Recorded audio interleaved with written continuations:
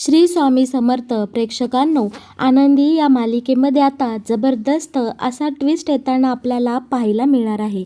मालिकेमध्ये आता मालक साहेबांनी एक गनिमी कावा केलेला असतो. खरं तर आनंदी आता मेलेली आपल्याला मालिकेमध्ये पाहायला मिळणार आहे, पण खरं तर आनंदी जिवंत असणार आहे आणि मालक साहेबांनी एक जबरदस्त असा गनिमी कावा करत शत्रूंना गाफील ठेवत आनंदीचा जीव वाचवून आनंदी मेल्याचं सगळीकडे वार्ता पसरवून प्रत्येकाच्या मनातलं आनंदीविषयीचं स्थान आता इकडे मालक साहेबांनी बरोबर हुडकून काढलेलं आपल्याला पाहायला मिळणार आहे. आणि या सगळ्यामुळे आनंदीला तिचा हरवलेला मान पान सन्मान सगळं परत मिळणार आहे. पण आनंदी या जगातून गेली, आनंदी नाहीशी झाली, या गोष्टीने मालिकेमध्ये नक्की किती जणांना दुःख होणार आणि किती जणांना आनंद होणार हे सगळं पाहायला खूप गंमत येणार आहे बरं का प्रेक्षकांनो. आणि हे सगळं मालिकेमध्ये कशा प्रकारे घडत जाणार, कशामुळे घडत जाणार हे जर तुम्हाला जाणून घ्यायचं असेल तर तुम्ही आपला हा व्हिडिओ अगदी शेवटपर्यंत बघा, म्हणजे तुमच्या सगळं काही इकडे लक्षात येऊन जाईल बरं का. आता इकडे प्रेक्षकांनो, आनंदी सापडत नाही, आनंदी घर सोडून गेली ही बातमी आता आरती आणि आर्चीपर्यंत पोहोचलेली असते आणि त्या दोघीही बहिणी इकडे निंबाळकर वाड्यावर आनंदीला शोधण्यासाठी आलेल्या आपल्याला पाहायला मिळणार आहे. आनंदीने छायाताईच्या फोनमध्ये सगळ्यांसाठी एक निरोप लिहून ठेवलेला असतो, म्हणजे एक व्हॉइस नोट तिने इथे पाठवलेली असते, आवाज रेकॉर्ड करून ठेवलेला असतो.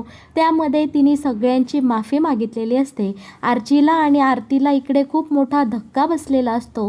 खरं तर संपूर्ण निंबाळकर वाड्यासाठीच हा एक भयानक असा का इथे असणार असतो. आरती आता इकडे मालक साहेबांना बोलत असते की मालक साहेब, माझी बहीण लहान आहे, ती हे घर सोडून गेली आहे, तिला शोधायला तुम्ही माझ्यासोबत चला, आम्हाला मदत करा.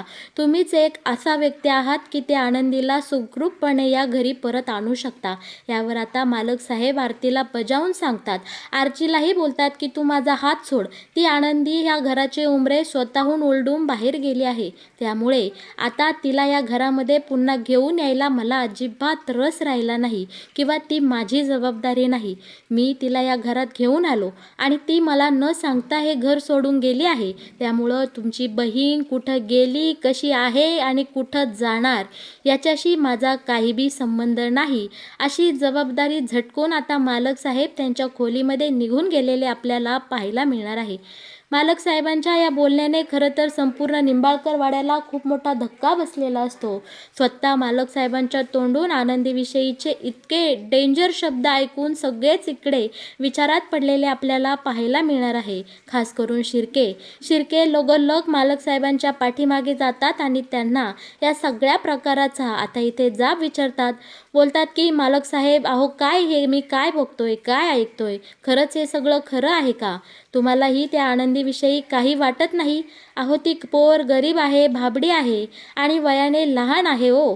तुम्ही ती रात्री घर सोडून गेली, ती कोणत्या विचारात गेली आपल्याला काही कल्पना नसताना तुम्ही थेट तिला शोधायची जबाबदारी नाकारलीस, या गोष्टीवर माझा विश्वास बसत नाही.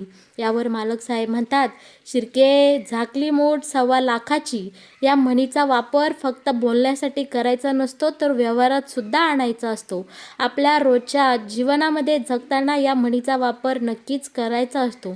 शत्रूला जर आपल्यातल्या काही चुका, काही कमी जर मिळाल्या तर तो सोकावतो आणि एक खाली ती शलाका आणि विद्याधर तर माझ्याकडनं एक चूक होण्यासाठीच टपलेले आहेत.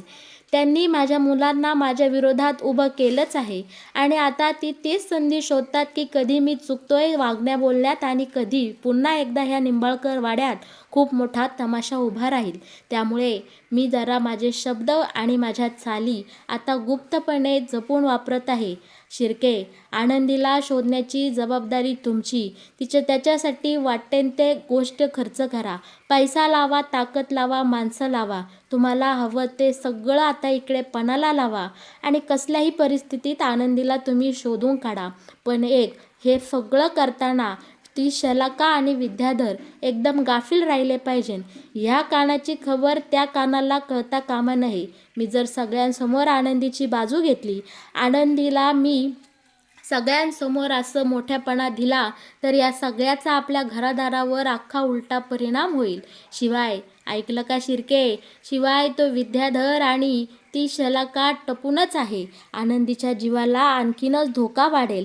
त्यासाठी मी हा डाव रचला आहे आणि यासाठी तुम्ही मला मदत करायची. आपण आनंदीचा शोध घेतोय किंवा आपण आनंदीच्या बाजूने आहे ही गोष्ट अगदी आरती आरची आबा कुणालाही कळता कामा नये. आपलं काम गुप्तपणे चालू ठेवा आणि आनंदी जशी का आपल्या ताब्यात येते तेव्हा फक्त एक फोन करून कळवा. बाकी मी कोल्हापूरच्या मीटिंगसाठी निघतोय. बाकी तुम्हाला काही गोष्टी वेगळ्या सांगायची गरज नाही. पोचलं का? आता शिर्के इकडे आनंदून जातात आणि बोलतात की व्हय मालक साहेब, पोचलं. शिर्केंना आता मालक साहेबांचा अख्खा डाव लक्षात आलेला असतो. दुसरीकडे मात्र हा विद्याधर आणि ही शलाका घडलेल्या या सगळ्या प्रकारावर एकीकडे विचार करत असतात. इकडे विद्याधर बोलत असतो की आनंदीसोबत एक रात मला घालवायची आहे. ती सुखद रात आणि त्या रातीच्या आठवणी मला तयार करायच्या हाय. पण ही आनंदी कुठं गेली? आनंदीला मला शोधलंच पाहिजे. ए विशाखा, तुझी जी माणसं आहे ना ती सगळी कामाला लाव आणि आनंदीला, माझ्या पाखराला लवकरात लवकर शोधून काढ. कळलं का?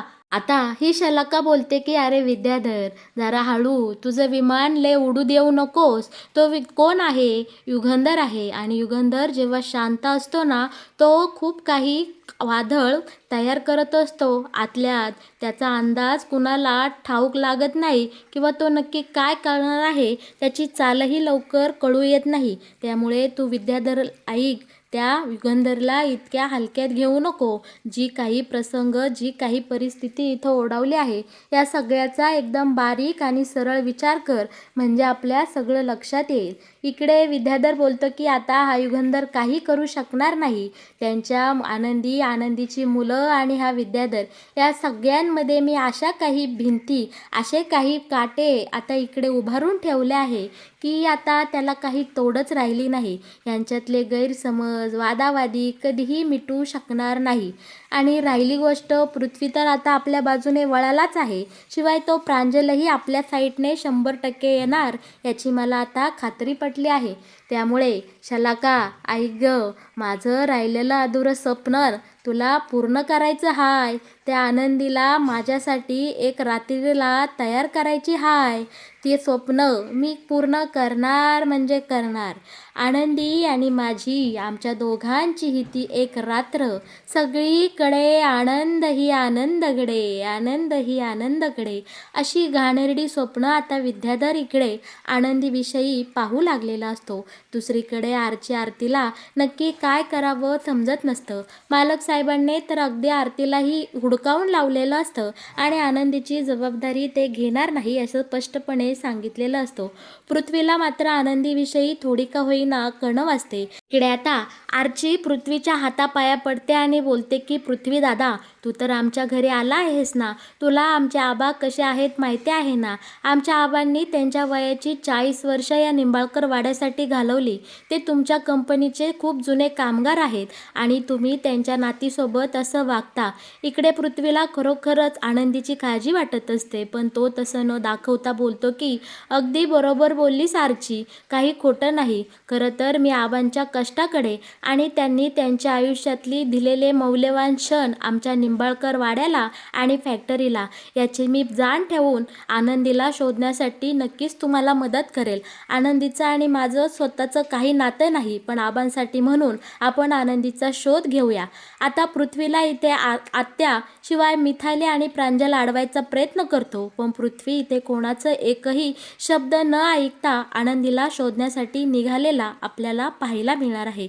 दुसरीकडे आरतीने आता इकडे तिकडे फोन करायला सुरुवात केलेली असते. अगदी तिचा मित्रपरिवार, आनंदीचे जुने मित्रमैत्रिणी, शिवाय त्यांचा पिंट्या. पिंट्यालाही आता आरती इकडे फोन करते आणि बोलते की अरे पिंट्या, आनंदी तुझ्याकडे आली का रे काल? आनंदीविषयी तुला काय माहिती आहे का? ती तुला दिसली का रे? इकडे पिंट्या बोलतो की नाही अगं आरतीताई, मला आनंदी काही दिसली नाही. का गं, कुठं आहे आनंदी? तितक्यात इकडे काहीतरी घडलं असा जोरात आवाज येतो आणि सगळीजणं धाव घेतात. पिंट्या विचारतो की काय झालं रे? तेव्हा तिथला गर्दीतला एक माणूस सांगतो तिथे कुठल्या तरी आंधळ्या मुलीला उडवलं आहे आणि सगळेजण तिकडे धावत पळत निघाले आहे. हा शब्द, हे सगळे वाक्य आता फोनमधून आरती ऐकते आणि आरतीच्या पायाखालची डायरेक्ट इकडे जमीन हादरलेली आपल्याला पाहायला मिळणार आहे.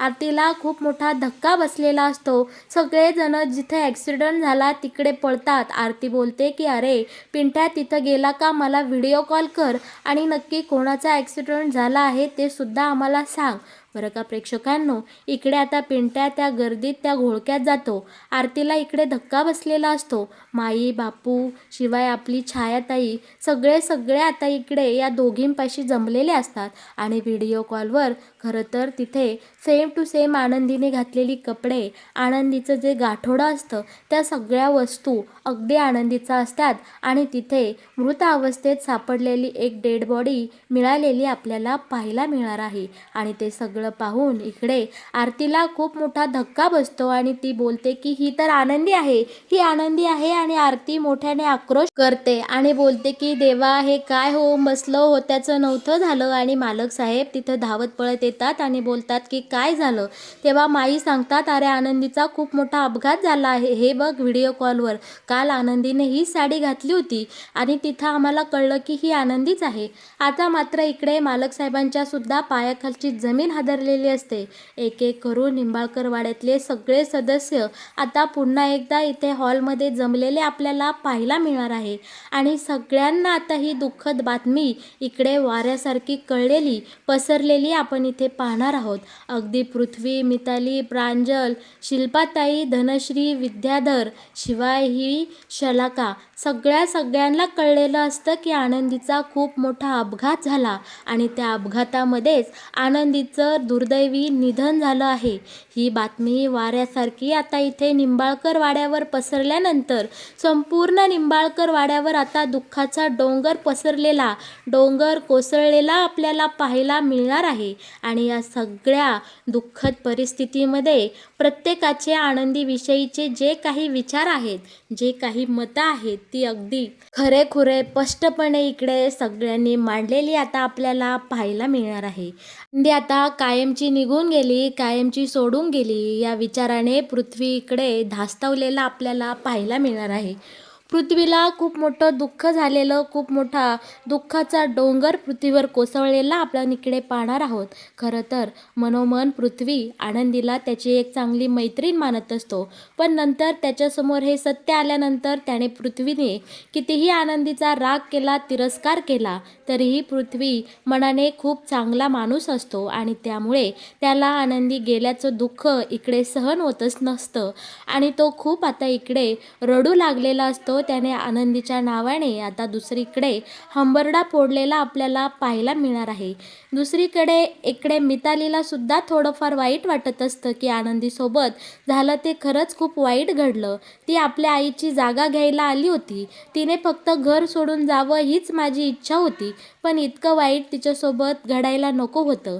शिल्पा, धनश्री आणि इकडे प्रांजल बोलतो की जाऊ दे, झालं ते चांगलंच झालं, सुंटी वाचून खोकला गेला, तसंही ती आपल्याला या घरात नकोच होती. आणि विद्याधर आणि शलाका तर काय, त्यांचं तर काही वेगळंच असतं. विद्याधर म्हणत असतो की माझी आनंदीसोबतची राहिलेली एक इच्छा अपूर्ण राहिली आणि शलाका बोलते की इतक्या लवकर कशी काय मेली बरं ही आनंदी, नक्की काय झालं? आणि माईंना आणि बापूंना तर या गोष्टीचा इतका मोठा धक्का बसलेला असतो. दोघांचीही डायरेक्ट इकडे बोलतीच बंद झालेली असते. आणि राहिले ते आनंदीचे आबा. आनंदीच्या आबांना तर ही गोष्ट अजून समजायची बाकी असते. त्यानंतर जो काही या मालिकेमध्ये खतरनाक असा ट्विस्ट येणार आहे तो तर बघण्यासारखा असणार आहे प्रेक्षकांनो.